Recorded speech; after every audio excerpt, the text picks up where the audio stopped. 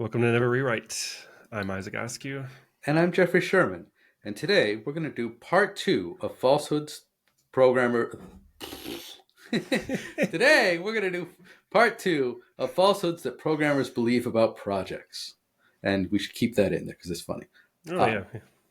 It's natural. Natural. Last time, on my personal blog, Sherman on Software, I published a list of 20 falsehoods that programmers believe about projects. And these are not always false, but they are not all. It's not that they're always false. It's just that they're not always true. Right. So go back and listen to part one if you'd like, or just jump in right now. So this group of projects going in with. So we talked in the first part. We talked about how projects may or may not have defined beginnings or ends, and you may or may not ever know when you should be working on them, and it may or may not be clear to yourself or to other people whether you should be working on them. Today, let's start off with number 10. So, a falsehood, because it's often true but not always true, that the project will solve the stated problem. I have... No, you saw me getting ready to respond. Yeah, I saw you. Yeah, the project will solve the problem. I guess that's the intent. The assumption. I can totally see you building something new or creating a different problem for yourself. Well, I've worked on many projects over the years where the developers delivered exactly what was asked. And it did not solve the problem at all. And the people who had asked for the project got upset, and the whole thing was just thrown away and never put into production because it didn't actually solve the problem. This is common when you've got a game of telephone going on. So someone in leadership or someone needs something. They need a tool. And so they tell it to a product person or a project person, and they bring it to you, and you develop the tool that you get asked for. And everyone's like, yeah, this is great. And then you show it to the actual people who are going to use it or who asked for it, and it's the wrong thing. Yeah. So the telephone game is, or another way I've said this is like, it's just a bad feedback loop.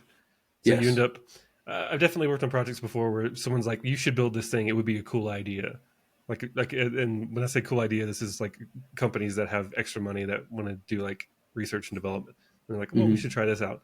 And so you build that product, but you don't really have a user in mind. You don't have a user story. You're just building kind of at the whim of the person who contacted you and said, hey, let's try to build this thing. So I've done that before, and I would be confused. Like, okay, well, I can build the thing. I can make it where you can upload this thing, or you can have this nice view of your data that you've uploaded. But I don't know how this person uses it day to day. Am I building a useful thing? Because I could build acceptance criteria all day. I just want to build something someone uses. And so it's very difficult. You have to bridge that gap and make sure you're talking. Like, I wouldn't even start working on a project until I understand how the user would use it. I don't want to build something that no one uses. It's really disheartening. Yeah, I'd even go one step further and say I wouldn't start work on a project until I talk to the people who are going to use it and verify everything that I got told by the intermediates. Because having been burned on this is the one that I get burned on the most, is everyone is acting in good faith, but until you actually talk to the people who are going to use the thing, I don't have any faith that you're actually going to build the right thing, right? Because everyone's imagining different things and using different words, right? And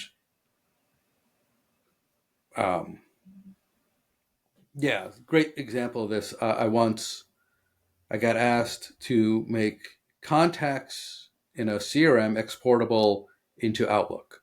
And there's a file format for this. It's called ICO. It's an old format developed for the Palm Pilot way back in like 2000. And if you set your HTTP response type to ICO and you return some XML, Outlook or any contact system will be happy to import it. Okay. And so, I got asked, I did it, and I showed, I did lots of tests, clicked the buttons, and I showed it to the user, and they were super disappointed because what they really wanted was they wanted to export the notes in which they had all kinds of PII, because the system wouldn't Ooh. let them export PII. Hmm. And my thing didn't let them export PII. But what they wanted was the contact notes to get exported to get Right. around the PII things. And so they were very disappointed in the I can project. imagine, and rightly Yeah, so. yeah, because it's not that I couldn't solve it; it's that I wouldn't solve that Right. Yeah. problem. um, so yes, that Nice. was just an example from my past. So number 11, Okay. the project will solve a problem. So this is going back to your statement of, oh, we're going to do some R&D, and you're going to do this project, and we think it will make things better, or Yeah. we think this will be a Or solve project. a problem. It Yeah. will Yeah. solve Like a you said. problem, right? I've worked on many problems that didn't solve any problems. Or projects. Yeah. Yeah, So yeah. this reminds me of a company I worked at like 10 years ago. They wanted, rather, the CEO came to me and was like, "Hey, look at these really cool designs." And he would show me, like whenever you go to see like React examples or MUI Mm-hmm. examples, and they have this whole dashboard built out with like widgets and charts and pie charts, graph charts, like all these kind Mm-hmm. of things. And it's like this whole command center example, like this is what your dashboard could look like at your company if you're going to like look and buy components or things like that. I don't know if you've ever seen that from Theme Forest or Envato or any of these companies that do that. Sure, it's almost like if you ever look at a font where like they show you Mm-hmm. everything because they're Yeah, they're not using it, they're showing it to you because how it could be used. Yeah, right, and so these are all the things. right, so he looks just like, whoa, well, let's make our dashboard look like that, because it looks so cool and enticing. And I'm like, well, we could do that, but like, what is it like? What kind of data is it showing to you that you need every day? Like this pie chart over here, if I use this component, it's going to be empty because I need to know what data to represent in the pie chart. Mm-hmm. If we just take all this stuff here and move it to our system, this will be an empty board because we don't have it mapped to anything useful to you. I can make it look like that, but like, what problem is it solving? But it Yeah. just looked cool and exciting. It was like fresh colors or like a brand new box of crayons, and you're like, whoa, what can I draw in Yes. this? But like, what's the problem? Are you buying it for the sake of just having the colors available? Yeah. Next up, the project won't make the problem worse. I don't know if Ooh. you've ever had this one but I've definitely been involved in projects where there was a stated problem. We implemented the requested solution, and it made the problem worse. Mm. There was a UI usability issue. The product people said this is what we want to change the UI to. We changed the UI, and then the usability issue was worse. Yeah, I don't have an example of this one off the top of my head. I'm sure I've worked on a project that's done this. Um, I've worked with projects that just didn't go into development, but ones not ones that maybe succeeded and were even worse than before. Not off the top of my head. I bet someone's gonna be like, Hmm. Isaac, don't you remember it working together? At Yes. your last company and that disastrous thing. But I don't Right. remember one right now. And all of these are feedback loop problems. These are all Yeah. problems where if you were if you were delivering in an iterative manner and you were actually working with the end user, Hmm. you would know that you had a problem very, very quickly and you could fix it. And Right. when you get into when these become disasters for you, it's because your project wasn't iterating and you didn't show you to use the terms you had too much work in progress, and by the time you showed the end user all of the work in progress, it was too late to Right. correct. If anyone's surprised your feedback loop is not tight enough. Yes. Yeah. Next up, everyone on the project agrees what problems the project is supposed to solve. That's definitely not true. Yes. If you Yeah. by the end of your first year as a professional programmer, hopefully you know this, or if you don't know this after your first year, you have been incredibly lucky. Yeah. Most times most developers I've worked with, especially junior ones, just work on what they're told to work on. They don't ask questions. They don't know what they're solving for. Mm-hmm. They know they finally got a job out of college and it pays money and they know I just work on this ticket in front of me. And it takes some time to kind of start asking the questions of like, or pushing back and saying, why do you want to work on this? because that's not the first instinct, right? Like especially when you're not used to having a boss in your younger in your career, and like you think, okay, well, I should do whatever they tell me to do because that's me being a good employee. It's not you being a good employee. No. It's actually bad. You should ask questions and push back, but it's not intuitive. Yeah. Yeah, it's definitely different than like being a factory. Well, even factory workers should push back and ask. But yeah. Yeah. Next up, everyone agrees about what solving the problem means. Uh, I've had Mm-hmm. an example of this to be very technical is, oh, well, if there's something goes wrong, like there's, say you're importing data and somebody says, oh, well, we need to handle failures. Mm-hmm. Cool. And you start a project to handle failures. Like, well, maybe some people think handle failures means you handle them gracefully and you write a log error or you Yeah. alert the user. And other people are like, no, no, no, you retry. And Right.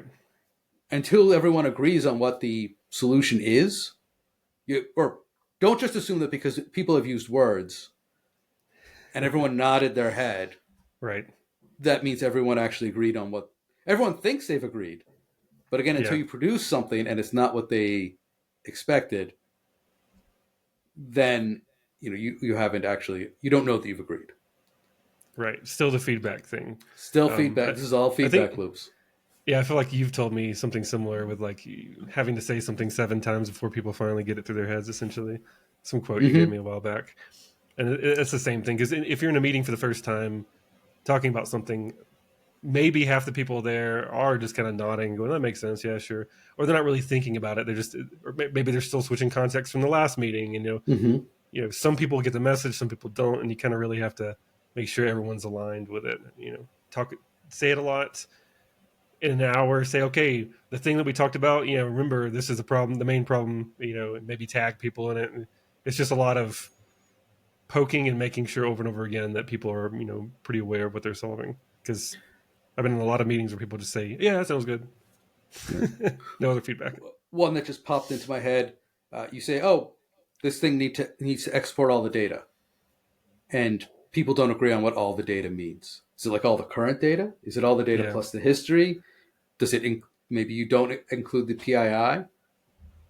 Yeah, or Like, maybe the customer that complained about a different aspect of all the data or wanted different pieces, like you're talking about, the notes or mm-hmm. something that come out of there. And then we go, oh, we get it, but we don't really get it. And then we build something that solves a problem that does export data, but it still doesn't solve the customer's problem because it still misses one little thing they needed. Right. These are all things that need to be constantly reminded and, bring the user in, make sure we're building the right thing for them. Right. And again, these are all feedback loop problems. Mm-hmm. Iterate, deliver early, deliver often, and not that you won't have these problems, but just they will be more manageable. Yeah. So number 15, solving the problem will make the project a success. Hmm. Uh, What What's a case that wouldn't? Let's see. You actually did solve the problem. So why would the project still fail? Interesting. yeah, because, for example, the people who sponsored the project had a different vision of what the solution should be. So let's get you get into this where somebody's expecting to kill two birds with one stone, Hmm. or like, hey, we want to solve the problem, but we want to solve it in a way that produces a building block for the next solution. And that second half gets lost. And so you solve the problem in a way that makes solving the next problem harder. Ah. Okay. For Yeah. I guess instance, that one's a bit tricky. It's more semantics for that one because then you're kind of exploding the scope of what the problem is. well, Yeah. an example Interesting. that I have encountered, somebody wanted to, we needed a streaming system. Mm-hmm. And so we used a streaming system. And in this case, we were on AWS, and AWS's default pub sub is SNS SQS. And so we set it up with SQS SNS because that was, we set up with the, AWS's default tools, solved the streaming problem. It worked perfectly well. And then the person came back and was the project owner came back and they were upset because they had wanted Kafka. But they didn't say Kafka. They just assumed Kafka. So I solved the problem. It's a bold assumption. Right? Okay. I had solved the problem. Right? The project was trying to solve a problem. I solved the problem. But I solved it in a way that didn't make them happy. Because of externalities that were not stated. So with this one, it's be aware that there are possibly, and even probably requirements that aren't stated. Yeah. Or requirements that are external to the problem that people want. And if if you're unaware of them, you probably won't solve them. And then your project won't be full of success. Gotcha. Okay. Makes sense to me. Yeah. Number 16, the flip side of this, not solving the problem will make the project a failure. I have done many projects where I looked at it and I said, we don't need to solve this problem. We just need to we can do something else. And then the problem doesn't go away, but it stops being important. This sounds familiar. Fast lane work. Fast lane work. Basically, at a prior company with Jeffrey, there was a goal to send, I think it was 1.25 or something like that million per hour for a particular, for the biggest client, 1.25 million emails per hour, and the bottleneck was like 700,000 an hour at the time. And the idea was to build this huge project, which we discussed in a separate episode, episode 4, I think, Nozomi, to build something to solve that sending problem. Mm-hmm. And instead, we kind of found a bottleneck in the code that we optimized that also hit that same goal. So there's still a problem with the campaign sending piece of it. Probably could still be rewritten, but the main Q3 goal or whatever it was to actually hit that particular number everyone was fixated on. Right. And I don't know that we optimized so much as we realized we could skip that entire code path. Yeah. Well, it's still optimizing. I guess it's we optimized by skipping the code path. Yeah. We were doing a bunch of computationally expensive things that we did not need to, but it was still a good discovery. And then, in this particular case, we didn't need to do it, so we didn't do it, and that fixed the performance problem. Right. So it didn't necessarily say we shouldn't have rewritten part of that engine. Now we know never rewrite. But at the time, it just more of like what you're talking about. It just deprioritized that because the whole point was to hit that particular number. And now that we hit it in a different way, there was not as much pressure on that particular project anymore. So interesting. Yeah. It's definitely happened. Definitely has happened. So just continuing along the same trend, there is a relationship between the project's success and the status of the problem. So just to be fully here, solving the problem or not solving the problem and having a successful project or not having a successful project are not tightly coupled. Right. And that will seem very strange, but just be aware that those two things are, it's not that they're completely unrelated, but it's like correlation. There is no causation between the two. Right. Yeah. These are the assumptions that can be false. Right. They can be false. Whole list. Yeah. Right. They are often correlated, but they can also not be correlated. Number 18, the software you are asked to write will solve the problem. So this happens a lot when you get not more in your early careers, but the more details you get as a programmer, the more likely that they are to be wrong. Ideally, somebody will come to you with a problem and some suggestions about how to solve the problem and give you the freedom to figure out the actual solution. But this is where you can get in trouble, where technical managers often get in trouble. They give too much context and too much ideas. Like, oh, well, right, like here's the problem, here's the solution, and here's how to implement the solution. Yeah. And a lot of times that last piece will be wrong. because the code has changed or they're imagining it wrong or something. And you need to be very aware that that can happen. This seems kind of similar to number 10, like the project will solve the problem. I guess there's the nuance between the project and the software, but my software developer brain ties the project to the software. Yes, that's a good one too. The project is more than just the software. If you've worked with operations groups a lot, then this will become more normal. But a lot of times you're going to write software so that the operations people can do their jobs better. Mm. Yeah. Or like if you're writing tools for humans, it's like, oh, well, the project is to get, like we have this problem, like refunds for something. And to process refunds, we need a human to say, to just look at the original order, the return, whatever, and click yes, whatever. Right. And so the software that you're writing is the screen and the button that the human is going to click. And if the screen is wrong, right? Like if they've asked you for the wrong screen, then the software doesn't matter.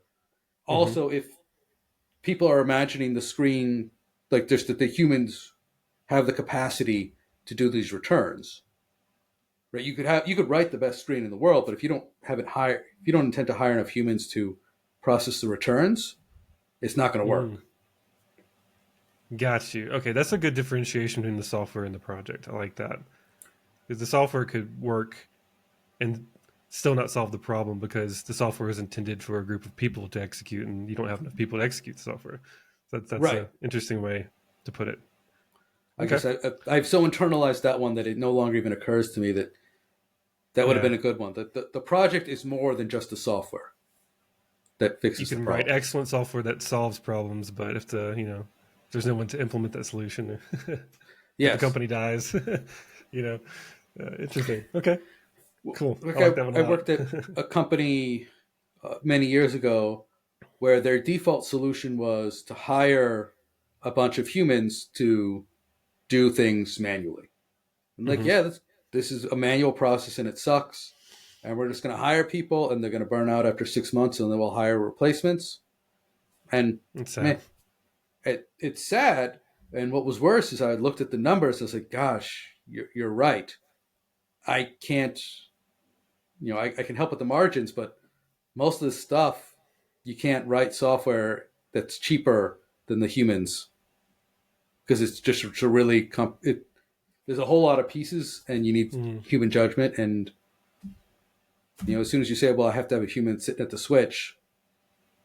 It kind of reminds me of the Amazon factories where you just have people, like there's a lot of machine automation because we can do a lot of that, but there's still some sorting, that pattern recognition that humans are better at, and they'll put them in different buckets and the job is monotonous. And, I've only heard terrible nightmare stories about it, but it's, there's not a software thing yet for it, and the humans kind of suffer. It's brutal work. Right. Mentally it's brutal brutally work. Boring work. It's not like mentally brutal work. Abusive, yeah. Well, I would say it's borderline abusive. There should be a human rights violation. Some of that boredom. I don't know. That's a separate topic. Well, maybe in the AWS, maybe in the Amazon factory, but this is just, your job is to sit at a computer and look at like 5 screens and then say yes or no. Yeah. Still have opinions about it, but we'll put this on the shelf for.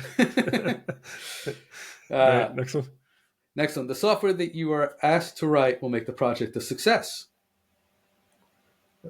These are kind of similar. Yeah, these are similar. Yeah. And then lastly, writing the software you are asked to write means you are doing a good job. So this one's a little different. That's a really good one, actually. It's a great one to leave it on. Yeah. The more things that are in front of the developer title, senior, staff, whatever, the more of those words and the higher level those words are, the less true this is. Writing the software that you are asked to write, if it's the wrong software, you are not doing a good job.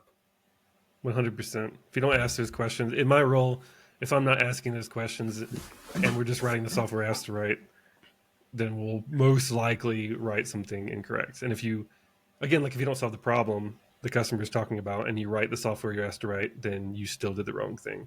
And that's a hard thing to understand from, like I was mentioning, the junior perspective, because you're like, well, I closed all the tickets. I marked off all the acceptance criteria. I literally did every single thing the ticket asked. But who wrote the ticket? Another human being with a flawed sense of what the actual problem should be. And the higher senior level you are, the more it's kind of on you to make sure people are understanding that the acceptance criteria is not set in stone. It needs to be Right. something that's like fleshed out by the customer, changed if we realize we were wrong to begin with. And then, yeah, I think we're in sync for that one. Yeah, like I was involved in a project a few months ago where I consider my role in the project was a success. The software solved the problem. I consider my role in the project a failure because I failed to get the project on the right track, and so the project was much harder to implement than it should have been. Gotcha. And That's all I've got for that one. I yeah, think I've anyway, yeah. I think we should. Well, no, I think we should leave it here. But that was Episode the 20. list. That was 20. Plus, number Cool. 21. Projects are more than just the software. Even software projects are more than just the software. Mm-hmm. It includes, the people who are going to use the software. All right. Well, thanks for listening. I'm Jeffrey Sherman. And I'm Isaac Askew, and this is Never Rewrite.